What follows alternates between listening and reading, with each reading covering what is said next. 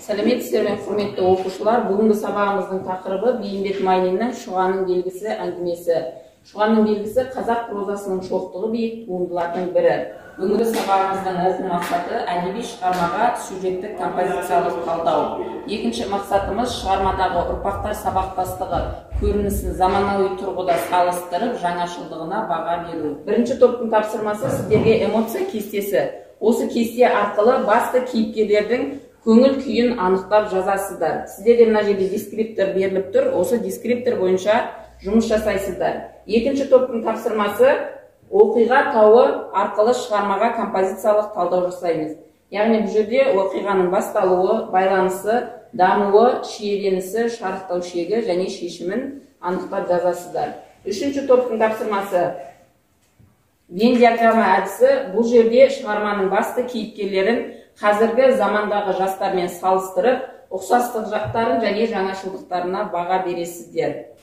Балалар, бүгінгі сабағымызды координата жазықтығы арқылы бағалаймыз.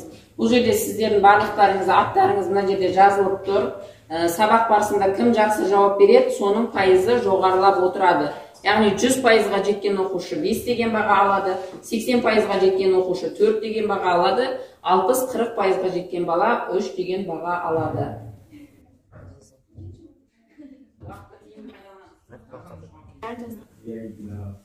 Жақсы, екінші топ аяқталып қалды,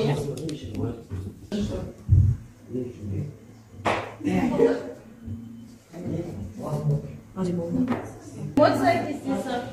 Біріншісі, екі жолаушы әңгіме айтып келе жатыр. Көңіл күйлері қалыпты. Екіншісі, шұғаны сипаттауы. Бұл жерде де көңіл күйлері қалыпты. Үшіншісі, Шұға мен Абдрахманның кездесуі. Бұл жерде көңіл күйлері көтеріңкі. Төртіншісі, хат алмасу. Бұл жерде де көңіл күйлері көтеріңкі. Өте жақсы. Бесінші, Абдрахманның жала жауап болысқа алып кетуі. Бұл жерде көңіл күйлері түсіріңкі жаманырақ болды. Шұғаның дертке шалдығы. Бұл жерде де көңіл күйлері жоқ болды. Шұғаның өлімі. Бұл жерде де көңіл күйлері жаман болды. Көңіл күйлері төмен, қайғырып Жылады. Жақсы, балалар бағалар. Бізге берілген тапсырма оқиғаны талдау. Оқиғаның басталуы екі жолаушы келе жатып бір әңгімеге кірісіп кетеді. Сол кездегі әңгіме басты әңгіме, олар Шұға туралы айтады. Шұғаның белгісін көріп қалған жанындағы досы екінші досына айтады, мына Шұға туралы аңызды айтып беріңізші дейді. Жол қысқарсын дейді. Ал байланысуы Шұғаның белгісі туралы ол аңызды толығырақ бастап айтып бастауы. Дамуы Абдрахман деген кісі туралы, ол кісі Шұғамен қалай кездескен туралы айтады.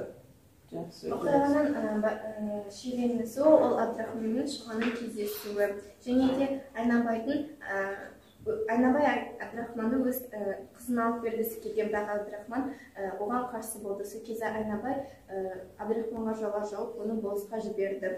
Өте жақсы. Оқиғаның шарықтау шегі Шұға мен Абдрахманның хат алмасуы. Ал оқиғаның шешімі Шұға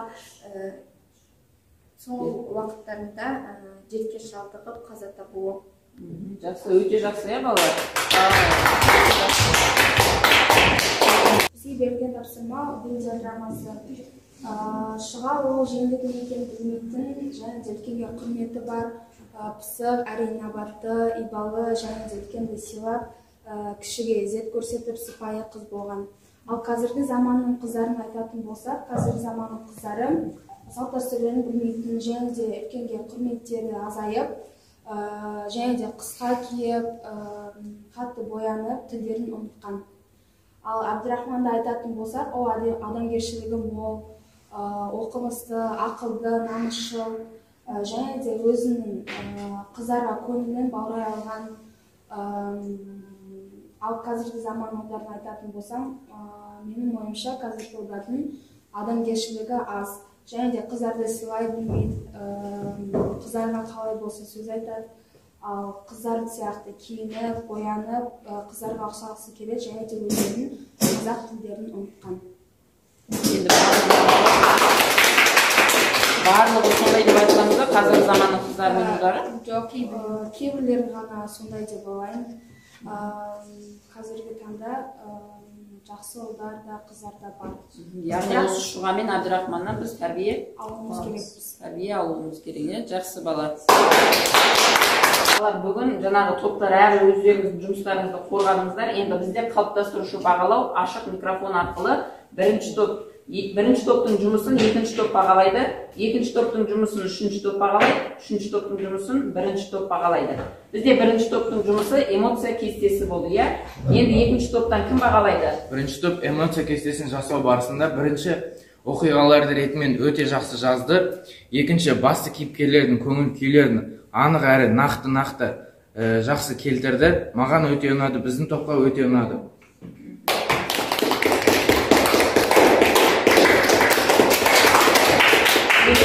Біздің екінші топқа беретін бағамыз олар шығарманың композициялық қабылдауына қарай басталуын, байланысын, дамуын, шиеленісін шарттау жүйен және шешімін барлығын тапты және де уақытты тиімді пайдаланды.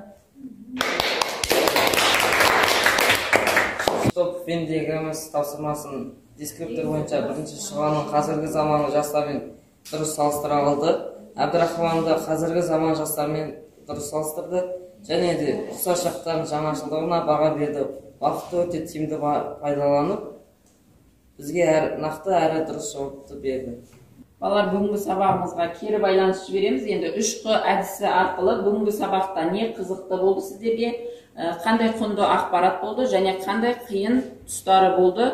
Сол осы 3 сұраққа SMS әдісі арқылы маған телефоннан 9-шы сынып деген группаға кері байланыс жіберіңіздер.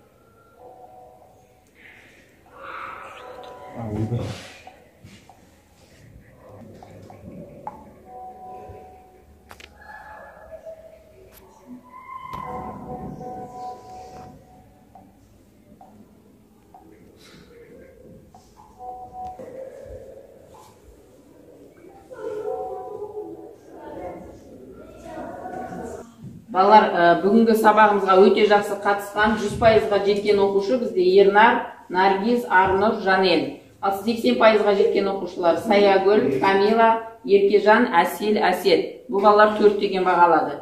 60%-ға жетіп отырған Ерболат, Ералы, Асылбек, Айым және Дана. Барлықтарыңызға көп рахмет. Бүгінгі сабаққа жақсы қатыстыңыздар.